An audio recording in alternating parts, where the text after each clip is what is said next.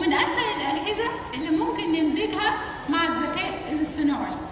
احنا مؤمنين جدا ان ده عصر الذكاء الاصطناعي، وبالتالي هيبقى عصر الذكاء الاصطناعي للهواتف الذكيه كمان، لان هيسهل حياه المستخدمين بشكل كبير جدا. خلال الفتره اللي فاتت قدمت اوبو اكتر من 5000 براءه اختراع.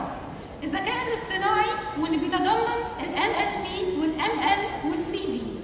في سنة 2020 اوبو اصبحت رائدة في نماذج اللغة، وحصل اوبرت اللي تم تطويره داخل اوبو على المركز الاول في مسابقة KG2. احنا كمان بنركز على تطوير نماذج الرؤى والتكنولوجيا المتعددة اللي هتساعد المستخدمين على فهم شامل للمعلومات.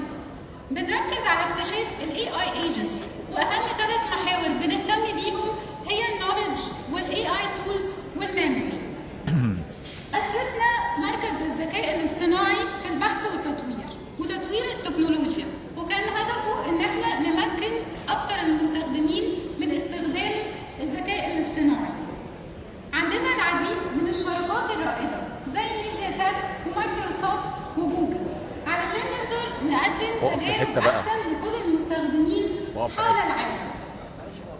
أول خطواتنا في مجال الذكاء الاصطناعي كانت في فايند X7 وكانت في فايند N3 ورينو 12 سيريز ورينو 11 سيريز.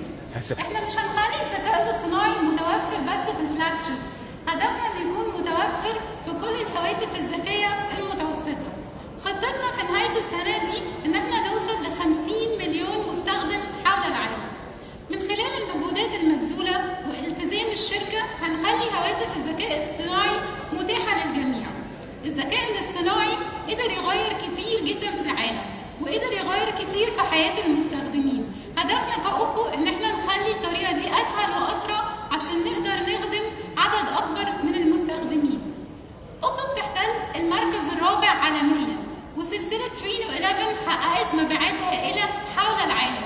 واكتر خبر النهارده بالنسبه لي هيفرحني اقوله لكم ان السنه دي احنا بنحتل المركز الاول في مصر بحصه سوقيه تبلغ 30.4%، وده بسبب ثقتكم فينا وفي البراند بتاعنا.